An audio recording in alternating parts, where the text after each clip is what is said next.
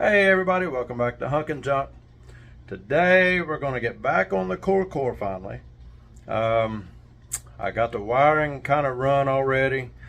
Not very good at soldering, so I called my good friend Patrick Yorty. He just come over and he soldered the wiring in for me a little bit, and I got a little bit of footage of that and stuff. And today I'm going to go ahead and wrap it up and do everything but the grill. I'm still waiting on the grill. I was waiting on the company to make it. Thomas Toys, they make some really good high quality parts and stuff, and they don't really get a big call for the CorCor grill, so whenever you order one, it takes a little bit to get it, and they had to make it for me. So it ain't no big deal, but I'll be able to get everything else wrapped up today. So stay tuned. Like, subscribe, share, tell your friends, tell your family, tell your mama. They all want to know. And I'll be right back with you.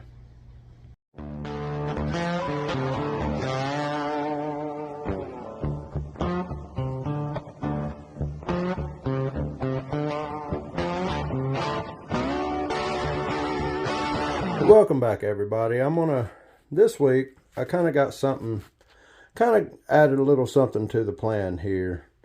My buddy came by, like I said, and went ahead and soldered in all my wires right here. I got my batteries in there. I should probably take them on out.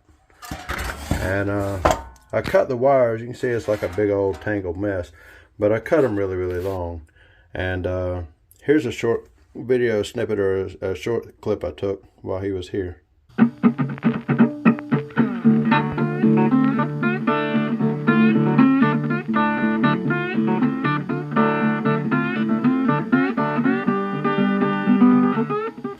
Alright, so now what I want to do is I just want to cover the seats with leather.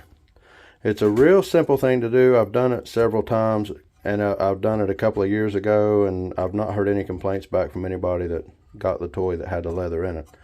So I'm going to go ahead and do this. I'm not going to take the paint off or anything. I did, however, go ahead and wash both parts. Got them real nice and clean and everything. So I'm going to do some patina sauce, and I'm going to show you how I do that. Here's all the tools I'm going to use.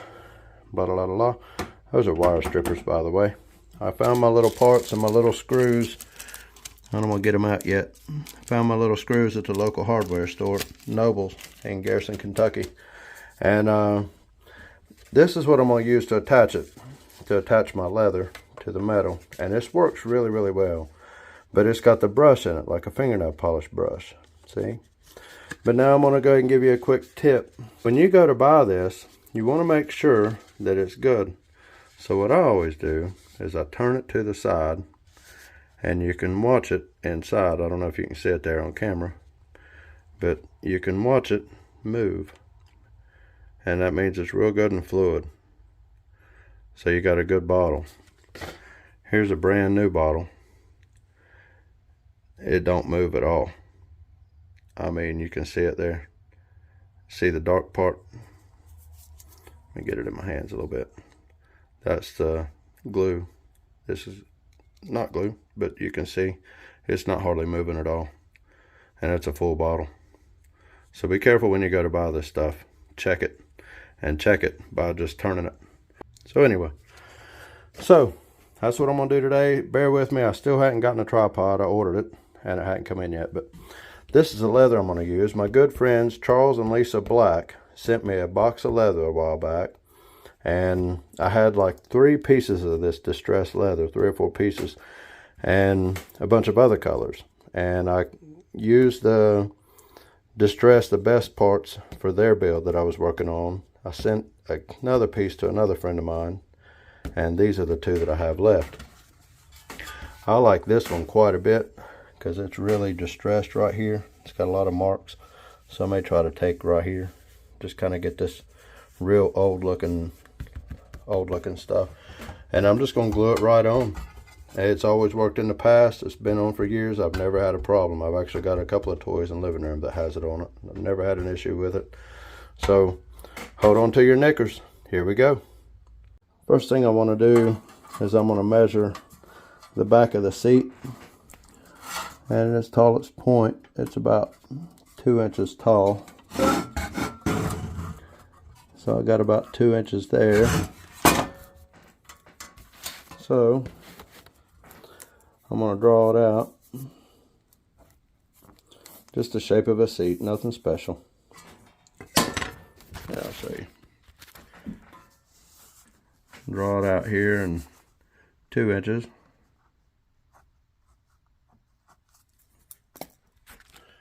Now, I'm going to measure the bottom. So I'm at about 2 1/4 on the bottom.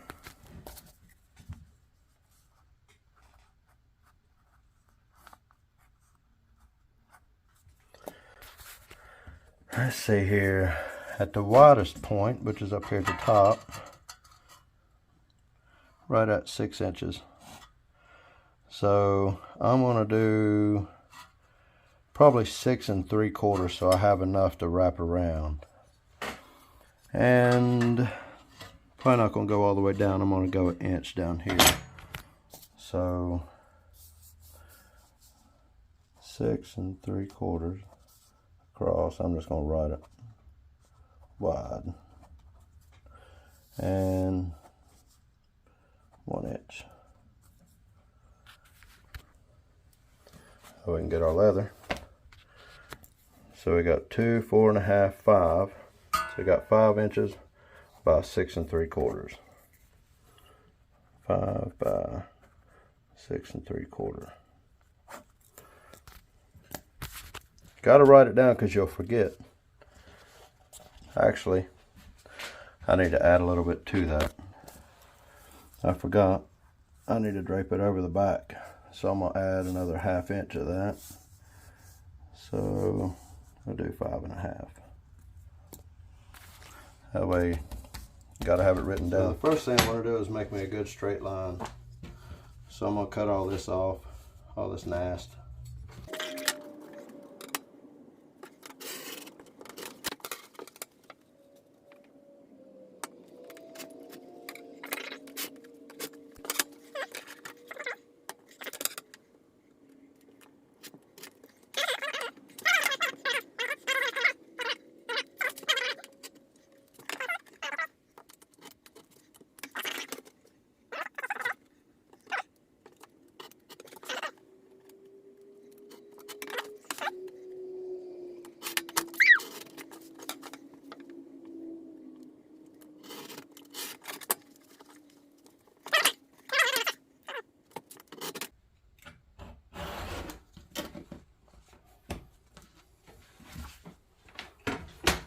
Here's our leather.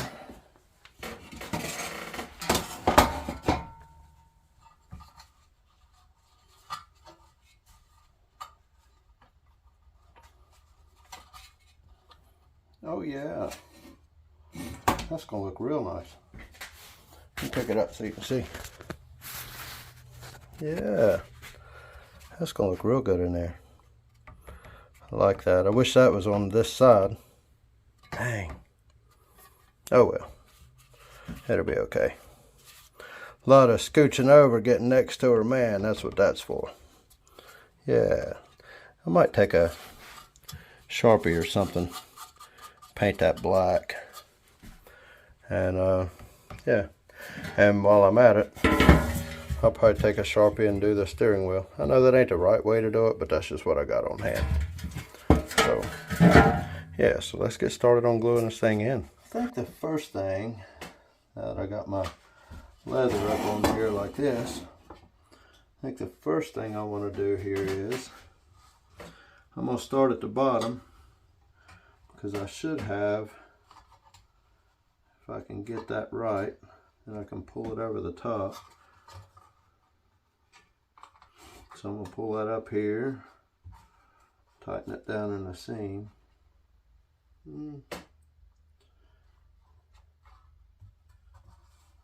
That's probably enough. Got a couple of magnets, so I'm going to put them on there to hold it in place. Let's see how straight across it is. It looks pretty good. And I can color all this in with black. And make sure that I've got plenty up here. Could actually pull that over a little bit.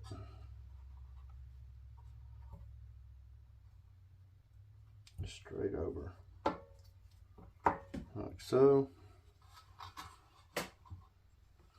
Still got a nice even straight line. Stuff that down in the corner. And yeah, I've got it to where it'll do right.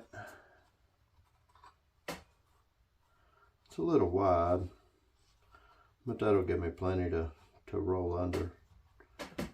So, next thing I think I need to do, go ahead and cut.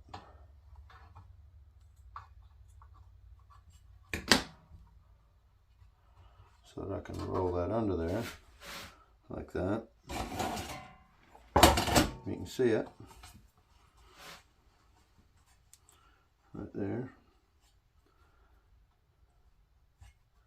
Yeah. Then I'm going to make me another cut right here.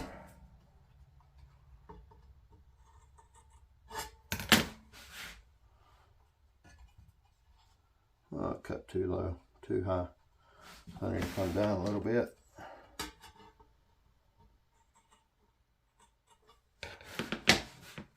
Most of this, all of this right here will be completely hidden. You'll never see any of it.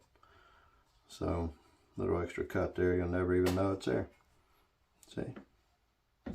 Now, do the other side.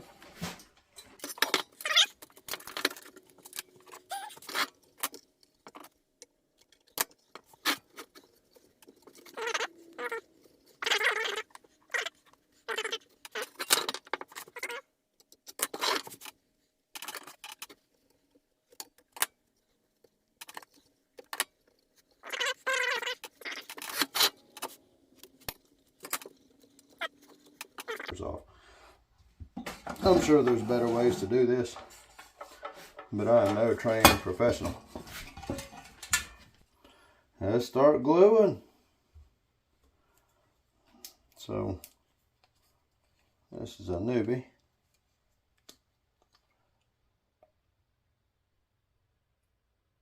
Try not to make too much of a mess. So you can see I already colored it in. So I'm just going to go here and start brushing it on. I got it lined up where I want it to be.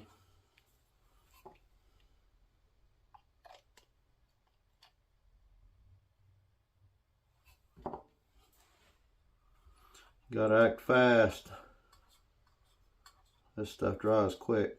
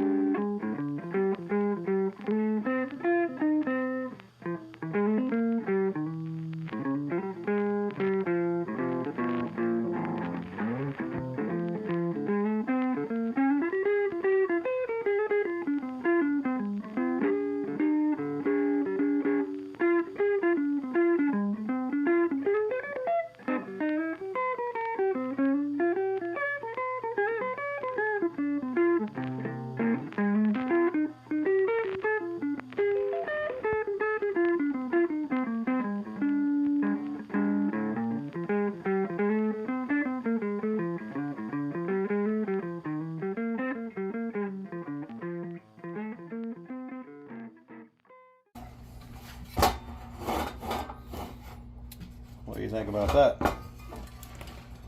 Let me go ahead and do the back, and I'll be back with you. So we got our seats in, or we got them covered. See, I got the back one done too. Don't quite look as good, but it looks alright. And you don't really see it once it's in the car. So, also, I put the wheels back on. And what I'm going to do here, I went ahead and made some spacers to kind of get that where I want it. I'm not going to weld the axle yet. I'm just going to kind of leave it like it is so it can be taken apart and restored later or something if I want to, or whatever the case may be. This will hold it together. You can see the wheels ain't sliding back and forth. But what I'm going to do, that is a tight fit. I've got an old pair of, I call them dikes. A lot of people call them a lot of different things. But I'm going to take them and I'm just going to really squeeze down on that axle real good.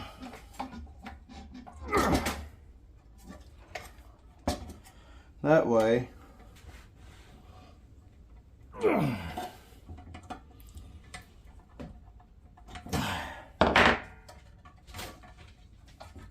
makes it a little bit harder for them to come off. So, got our wheels in. Gonna roll good. They kind of wobble a little bit, but you know, it ain't gonna be rolling a whole lot. Hence the name Hunk-N-Junk. So, now I guess what I need to do is work on the switch and the wiring. So I got my stuff together.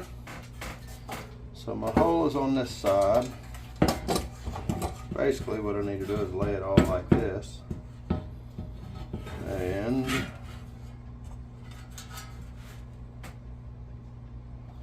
go ahead and unwind that.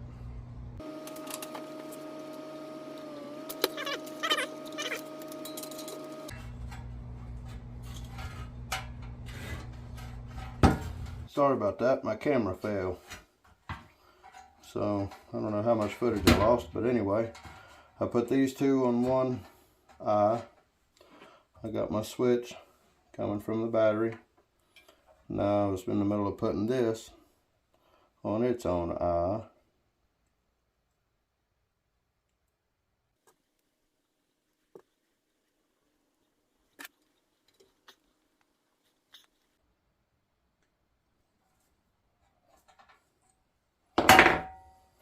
All right. Now we can put these two together.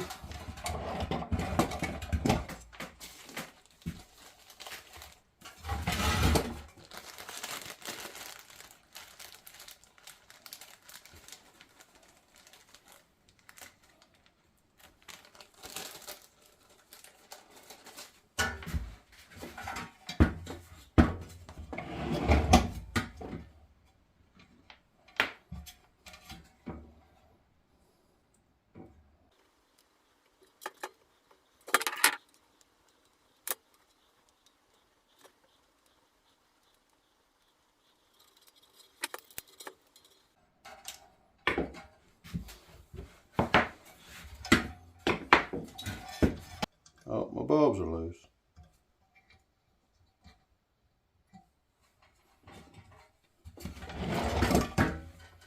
Fingers crossed. Oh, one works. That one needs a little bit more soldering.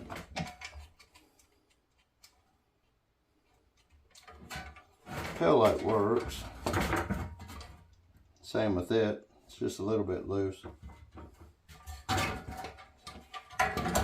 There we go. What do you think? Right on. Alright, so I was going to use split rivets to put the switch in, and I got to thinking about it. I want that switch to be up and down. I got to thinking about it. For now, I would use screws. And I'm not going to leave these screws in it. I'm going to go get some, I'm going to dig me up some old rustic flathead screws.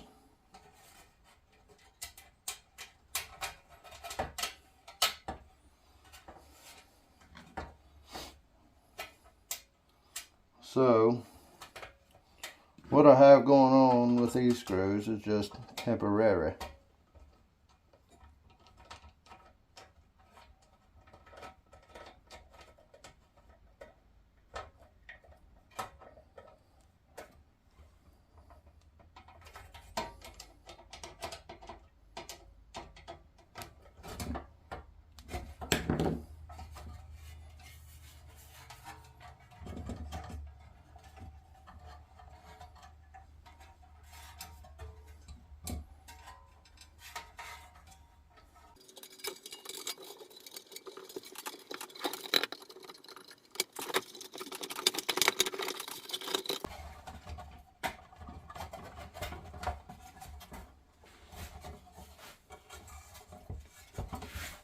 Alright, some people call it flood penetrol.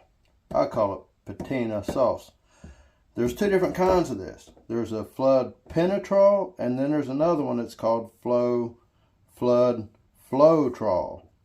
Make sure that if you try this, you get penetrol, not flotrol. Don't make that mistake. It's very expensive. So anyway, I've already washed up my toy. Got me a rag. It ain't the cleanest rag.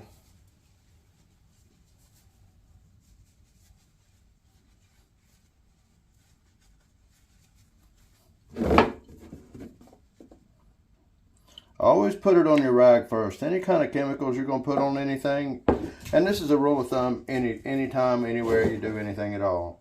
If you're going to use some kind of chemical-based product or oil-based product or anything, always put it on your rag. Don't never pour it straight on. Ever. It's a bad idea.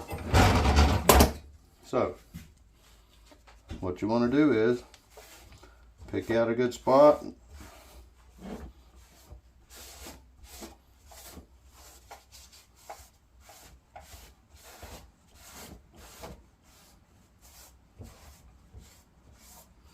Now I know what all of you are thinking. Should have done this before I put it together. And you're right. Hindsight is definitely 2020. But here we are. So I'm just going to go with it.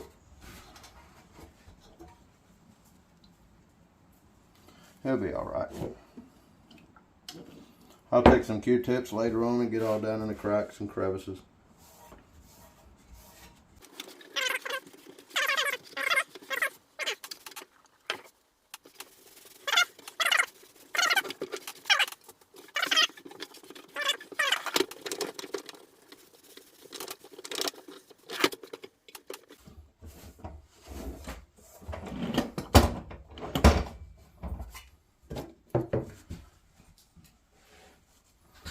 Let me show you how that looks.